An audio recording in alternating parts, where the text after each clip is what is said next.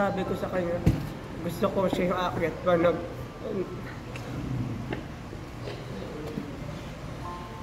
Lang, take your time lang.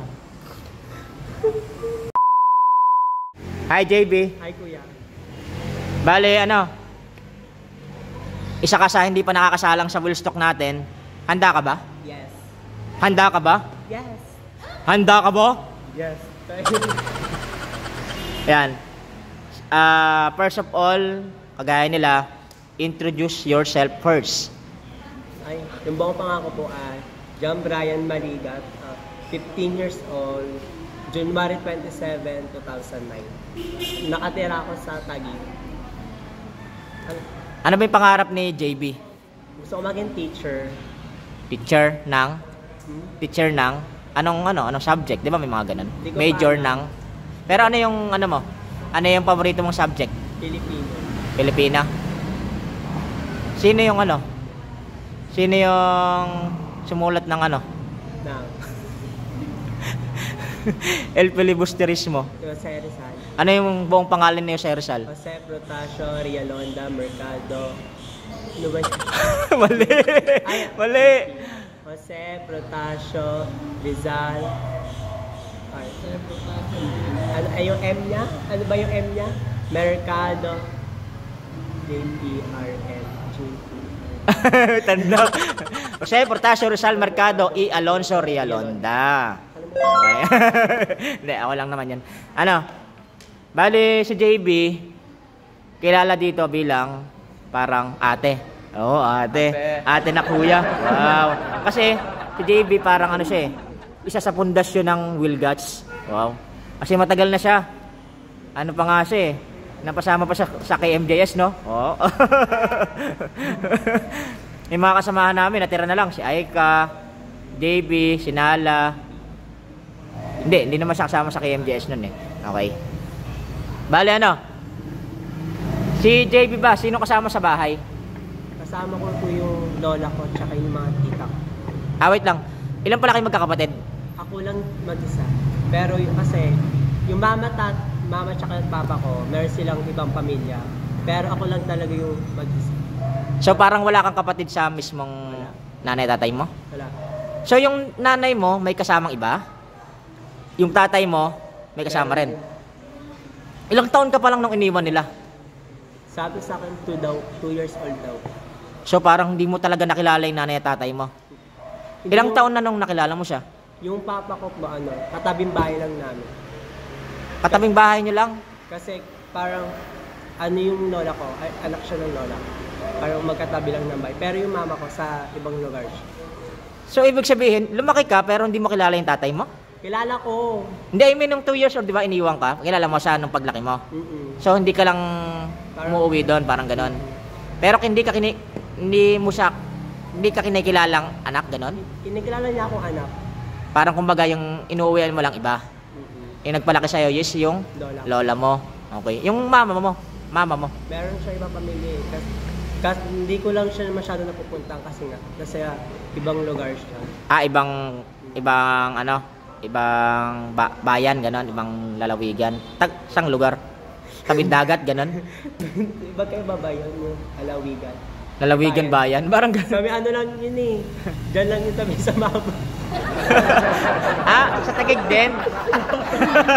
Kala ko, layo. Barangay lang ng iba. Okay. Kala ko naman, nagkaibang tabing dagat pa Okay. Ano na lang Walang sa ibang. Okay. Bale, nung ilang taon na nung nakita mo yung nanay mo, ganun? Mga 11 years old po or 10. So, ibig sabihin hanggang 10 years old, hindi mo siya kilala? Nung nakita mo siya, anong naramdaman mo? Parang, ako hindi ako sanay.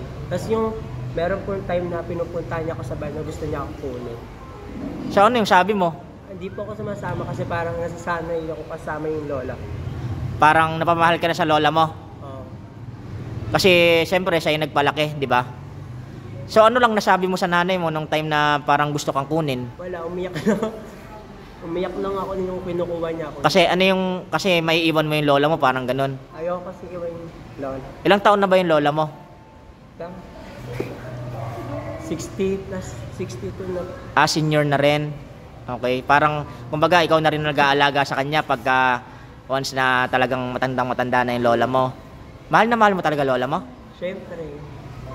Kung nasa harap mo yung lola mo, tas siyempre, meron kasi tayong, hindi tayo open up na tao. Open up na tao ka ba sa lola mo? Okay. Pero, yung gustong-gusto mong sabihin sa lola mo na hindi mo nasasabi. Halimbawa, andito sa harapan mo yung lola mo, nanonood or nakikinig. Ano yung gusto mong sabihin sa kanya?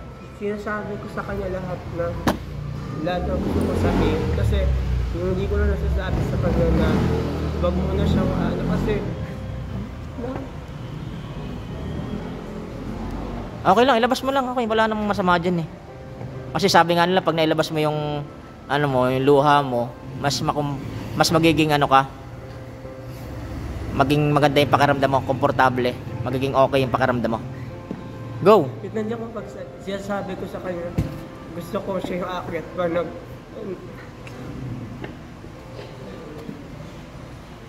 Yun lang, take your time lang.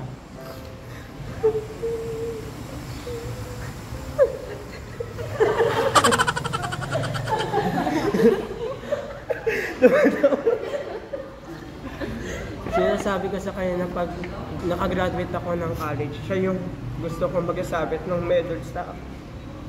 So parang lalo mong parang sinisipagan mo yung pag-aaral mo. Ano ka daw? Top student ka dun daw? Ay, hindi. Joke lang. Pinapatawa lang kita. Pero may honor ka naman nakaraan, di ba? Yun. Mahalaga, hindi naman mahalaga yung honor niya yun eh. Pagka rating ng doon pa rin malalaman pag nakagraduate ka na kung ano ba maitutulong mo sa pamilya mo. Pero hindi naman natin kailangang bigyan o suklian man yung mga ginawa nila. Pero syempre, kung bukal naman sa loob mo at kung yun talaga nais mo, yun talaga gagawin natin. Kahit ako man, kung alam natin napakabait ng ating mga magulang, ayan, ng lola mo, kasi lola mo mahal na mahal mo talaga. Ano pa yung gusto mong sabihin sa kanya? Yung pinakagustong gusto mong sabihin na hindi mo nasasabi. Sabi ko lahat sa kanya. Okay. Nag-birthday na ba yung lola mo? Ganun? Okay. Nag-62 siya. Kaka-62 lang. Pero kung halimbawa na kung ibabalik man yung panahon, gugustuhin mo bang magkaroon ng nanay at tatay? Tapos yung lola mo walang kasama? Hindi na. Mas okay ka na sa lola mo. Okay lang. Sige lang, ilabas mo lang, okay lang, wala namang dyan eh. Okay lang, hinga ka lang. Okay lang, wala namang yan. Kasi pag nailabas mo na yan, okay na yan. Okay na. Yung mensahe mo na lang sa nanay at tatay mo na kahit wala sila, hindi mo sila kasama, pero matibay ka, andyan ka. Nakarating ka dyan. Tapos ngayon, nagagawa mo yung mga gusto mo, tapos nakapag-aaral ka pa sa private, di ba? Go! Sa nanay at tatay mo na hindi mo kasama, na ganyan, kahit although hindi mo siya kasama, tapos kasama mo yung mama mo, yung gusto mo lang sabihin. Gusto ko sabihin sa kanila, kahit hindi nila nakikita yung mga award ko, sana masaya sila.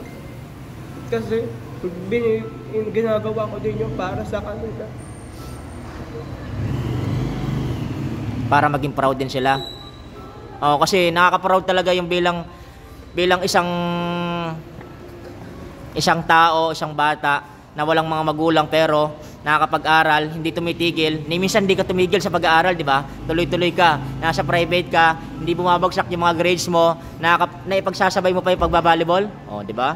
Pag-volleyball, nakakapag-vlog ka pa, ang galing mo. Kaya hanga ako sa'yo, kahit pa ganyan-ganyan ka lang, patawa-tawa ka lang, pa biro-biro lang na ganyan, kung ano-ano ginagawa mo sa vlog, nakakatawa. Pero, ang galing mo kasi, ang galing mo. Na-open na po sa amin ng ganyan, kahit ganyan yung mga nararamdaman mo, nailabas mo, napakita mo sa tao, sa madlang people, sa mga manonood natin, na si JB, hindi lang gano'n, hindi lang basta-basta, lumalaban niya, kahit ganyan lang siya. Sabi nga ng iba, pag mga ganyan daw, sabi nila, mga LGBT, minamaliit, di ba? Di ba? Marami na bang nang kutsa sa'yo? Nang bash? Nang bubuli? Pero dinadedma ko lang. Oh, yan. Ganyan dapat. Ganyan dapat. Yan si JB. Palaban. Palaban yan. Kaya nga, John Brian. Maligat. Ayan. Sa mga followers ng mga nagmamahal sa'yo, ano man gusto mong sabihin? Lastly. Last na. Oo. Thank you lang. Okay. Maraming salamat sa mga sumusuporta kay John, Brian, kay JB. Hanga kami sa iyo, saludo. Maraming salamat. Bye-bye.